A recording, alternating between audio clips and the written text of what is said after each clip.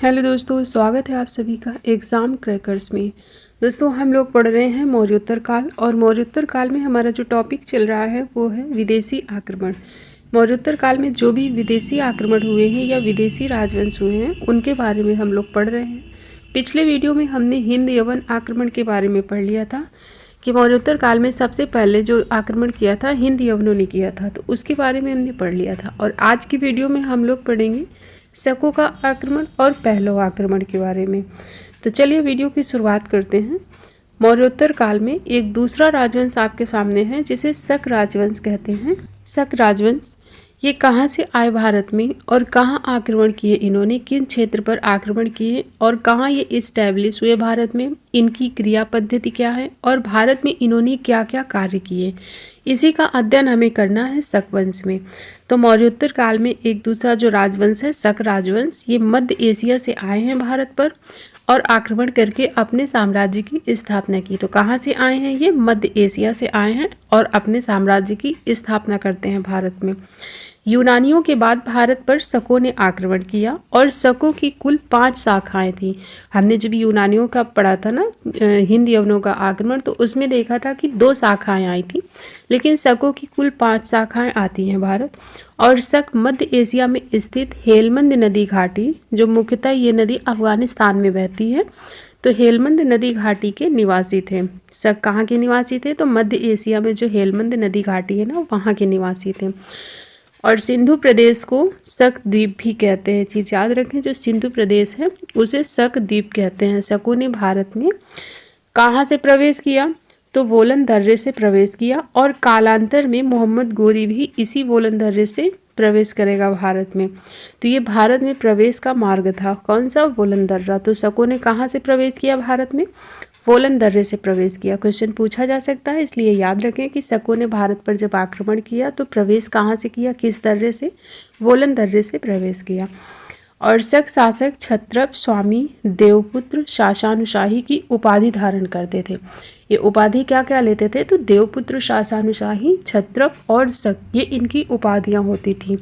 अब हम लोग देखते हैं शकों की जो शाखाएं भारत आई उनके बारे में। तो पहले हम लोग देखते हैं शकों की 2 शाखाएं जो भारत आई।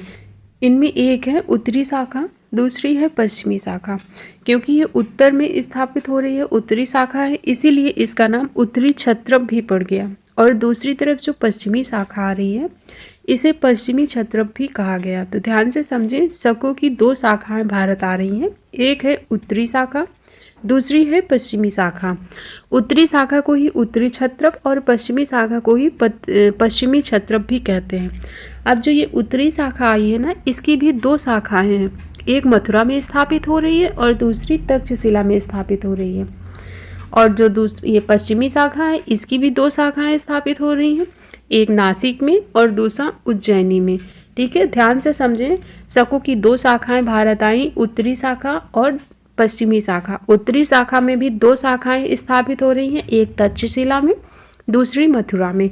और पश्चिमी शाखा में इसमें भी 2 शाखाएं हैं, एक है नासिक में स्थापित हो रही है, दूसरी उज्जैनी में स्थापित हो रही है। और जो उत्तर भारत में स्थापित हो रही है ना, उसे मेउस कहा गया। उत्तर भारत में जो तक्षशिला में स्थापित हो रही है ना, इसका संस्थापक मेउस या फिर इसी को माउस भी कहते हैं। तो जो उत्तरी शाखा आई है और जो उत्तरी शाखा भी जो तक्षशिला में स्थापित हो रही है, उसका जो संस्थापक है वो मेउस है, लेकिन ये उतना शक्तिशाली शासक नहीं है। इस शाखा का शक्तिशाली शासक कौन है? तो वो है एजेस प्रथम। एजेस प्रथम इस शाखा का शक्तिशाली शासक है। और उत्तरी शाखा की बात करें तो ये कमजोर शाखा थी पश्चिमी शाखा की अपेक्षा। जो पश्चिम में स्थापित हो रही है पश्चिमी शाखा, उसकी अपेक्षा जो उत्तरी शाखा है ये कमजोर शाखा है। और इसी में एक शासक आएगा एजेस द्वितीय। तो इसमें से 3 शासक का नाम आपको याद रखे हैं, माउस, एजेस प्रथम और एजेस द्वितीय, जिसमें जो एजेस प्रथम है ये शक्तिशाली शासक है। और उत्तरी क्षत्रप की ही जो दूसरी शाखा जो मथुरा में इस्टेब्लिश हुए हैं, इसमें शासक है, एक है राजुल और दूसरा है शोडास। इन 2 शासकों के नाम याद रखें, ये मथुरा की तरफ मथुरा में स्थापित हुए। और पश्चिमी शाखा की बात करें तो इसमें जो नासिक में स्थापित हो रहे हैं, नासिक में इनमें है शासक है भूमक नाम है, दूसरा है नहपान। नहपान जिसे गौतमी पुत्र सातकर्णी ने पराजित कर दिया था। ये जब हमने पढ़ा था ना आंध्र सातवाहन वंश, उसमें भी मैंने बताया था कि नहपान को गौतमी पुत्र सातकर्णी ने पराजित किया था। तो ये वही नहपान है। और जो उज्जैनी में स्थापित हो रहे हैं उसमें से पहला शासक है चट्टन और दूसरा है रुद्रदामन, तीसरा है विश्वसेन। इन शासकों के आप नाम याद रखें कि जो उज्जैन में शाखा स्थापित हो रही है उसका नाम है चट्टन, दूसरा है रुद्रदामन, तीसरा विश्वसेन। और ये वही रुद्रदामन है जिसका जूनागढ़ अभिलेख हम लोगों ने पढ़ा था 150 ईस्वी का जूनागढ़ अभिलेख, ये वही रुद्रदामन है। अब आगे चलते हैं। सबसे पहले हम लोग लेते हैं तक्षशिला के शक शासकों के बारे में देखते हैं। जो तक्षशिला में स्थापित हुए शक शासक उनके बारे में देखते हैं कि कौन कौन शासक हैं और क्या क्या कार्य करते हैं। तो तक्षशिला के शक शासक, यह प्रथम शासक है। जो माउस है ना, यह प्रथम शासक है और इसके बारे में कोई विशेष जानकारी नहीं मिलती है। और एजिस प्रथम है, इसकी जानकारी तक्षशिला अभिलेख से मिलती है। तो याद रखिए जो पहला शासक है माउस, इसके बारे में कोई विशेष जानकारी नहीं मिलती, आपको सिर्फ ये नाम याद रखना है कि यह प्रथम शासक था। और इसका दूसरा शासक है एजिस प्रथम, इसकी जानकारी हमें मिलती है तक्षशिला अभिलेख से। और इसके बाद फिर जो तीसरा शासक है वो है एजिस द्वितीय।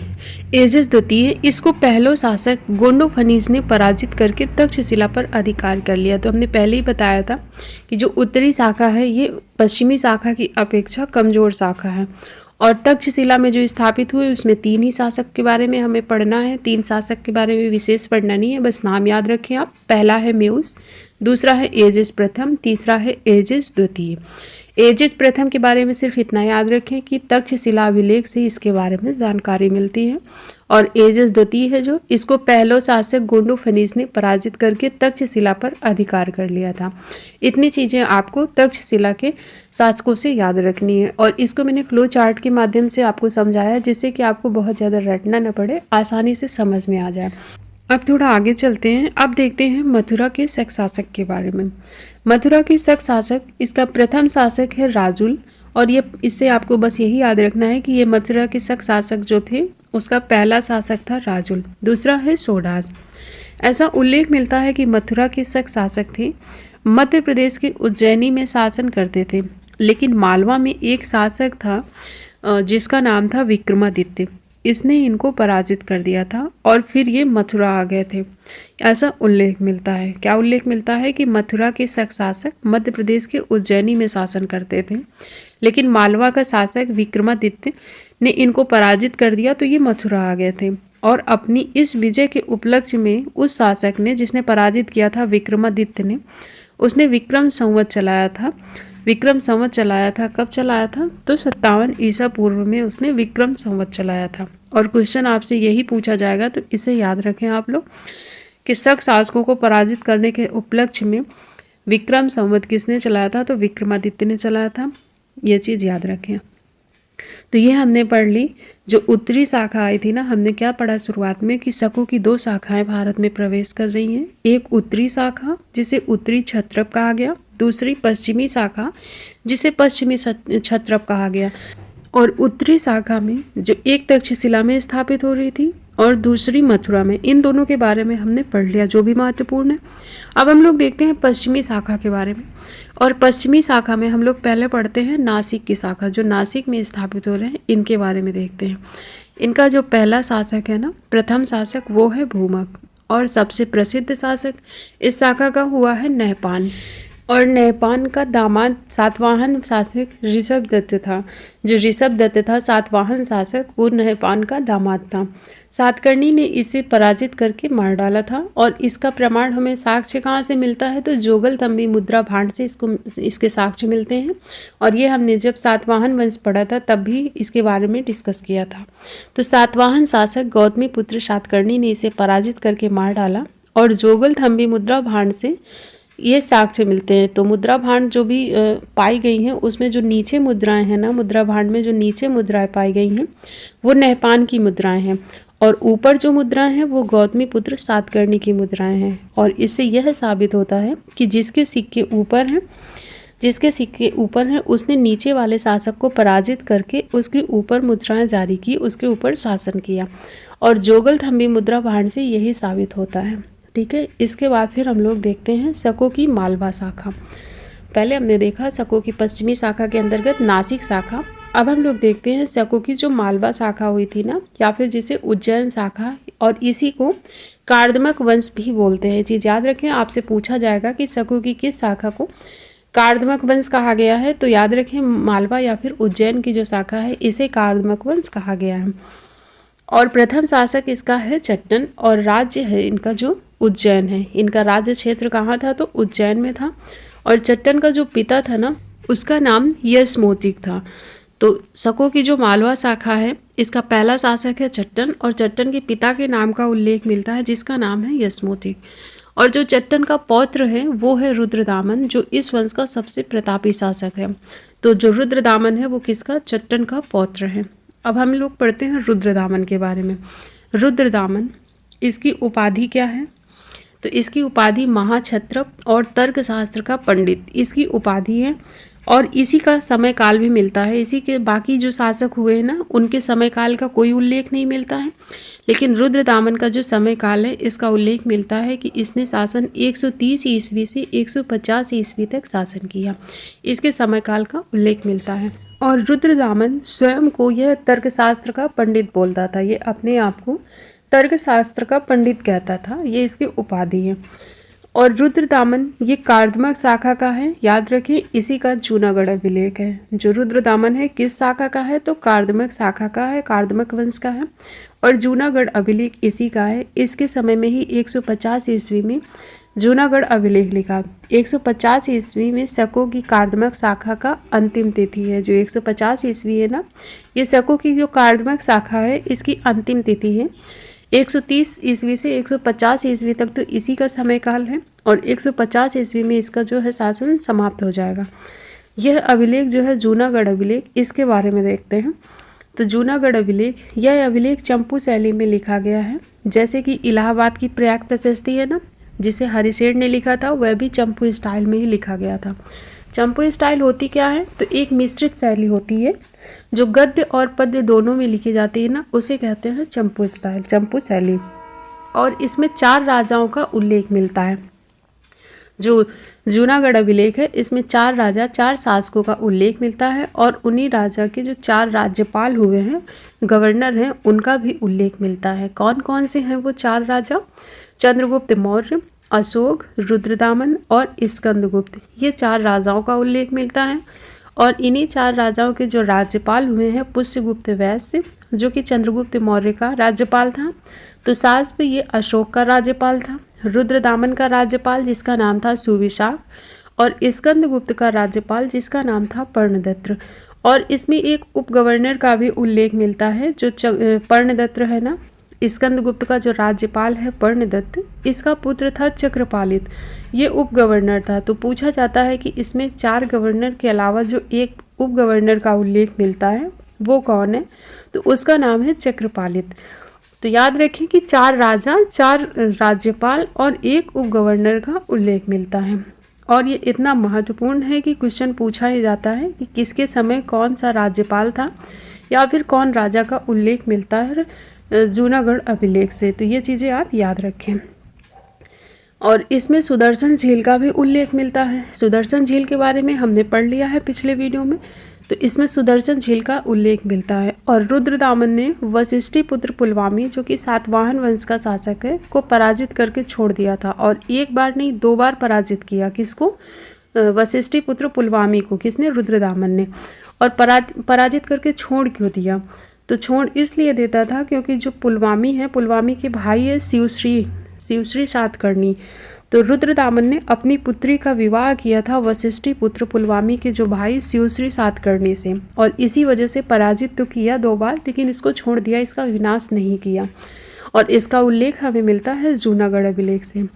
इसके अलावा वैदिक धर्म और संस्कृत का पोषक था रुद्रदामन, इसका भी उल्लेख हमें जूनागढ़ अभिलेख से मिलता है।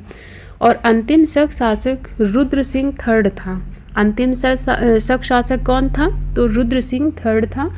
इसे चंद्रगुप्त सेकंड ने पराजित करके शक सत्ता को समाप्त कर दिया।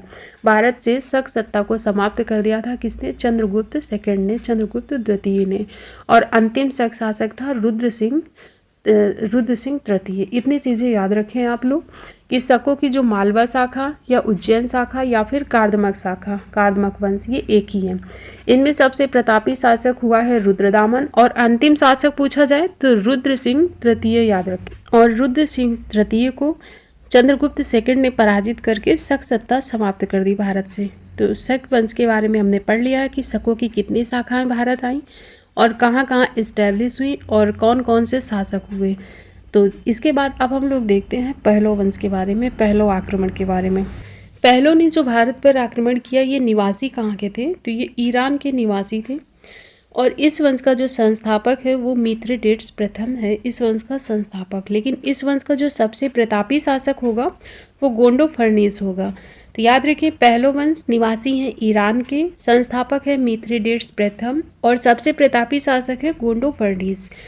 और गोंडोफर्निस के बारे में इसका उपनाम मिलता है जिसे बिंदुपर्ण कहते हैं, इसके उपनाम का उल्लेख मिलता है। और इन्होंने राजधानी अपनी क्या बनाई? तो तक्षशिला को अपनी राजधानी बनाई थी, और उपाधि थी इसकी देवदत्त की, उपाधि इसने देवदत्त की ली थी। और अभिलेख मिलता है एक तख्त ए वही, जो कि पेशावर से मिलता है, और इसकी लिपि खरोष्टी लिपि में है। तो गोंडोफर्निस का एक अभिलेख मिलता है, कहाँ से? पेशावर से। कौन सा अभिलेख है? तख्त ए वही अभिलेख है, और इस जो किस लिपि में है? ये तो खरोष्टी लिपि में है। और इसके समय एक विशेष बात हो रही है, गोंडोफर्निस के समय प्रथम शताब्दी ईस्वी में एक धर्म भारत आ रहा है, ईसाई धर्म।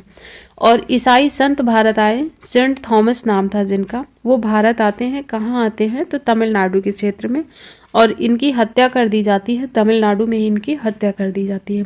तो इस प्रकार ईसाई धर्म पहली सदी ईस्वी में ही भारत आ चुका था। और यहाँ से क्वेश्चन पूछा भी जाता है कि उस संत का क्या नाम था जिसकी तमिलनाडु में हत्या कर दी गई थी? तो वो सेंट थॉमस थे, ये चीज़ याद रखें। और वो पहलो वंश के शासक गोंडोफर्निस के समय में भारत आए थे। तो पहलो से बस आपको इतना ही याद रखना है कि पहलो आक्रमण जो निवासी कहाँ के थे? तो ईरान के थे, और सबसे प्रतापी शासक जो इस वंश का हुआ है वो गोंडोफर्निस था, और संस्थापक थे मिथ्रेडेट्स। पहलो से आप लोग इतनी चीज़ें याद रखें। तो आज के वीडियो में हमने शकों का आक्रमण और पहलो आक्रमण के बारे में पढ़ लिया है। नेक्स्ट वीडियो में हम लोग कुषाण वंश के बारे में पढ़ेंगे, कुषाणों का आक्रमण देखेंगे कि कुषाण कहाँ के निवासी थे, कहाँ इस्टेब्लिश हुए, और क्या क्या भारत में कार्य किए, सभी के बारे में डिटेल में पढ़ेंगे। तो आज का वीडियो आपको कैसा लगा है कमेंट करके ज़रूर बताएं। अगर वीडियो पसंद आया तो वीडियो को लाइक कीजिए, चैनल को सब्सक्राइब कर लें। मिलते हैं नेक्स्ट वीडियो में। Thank you.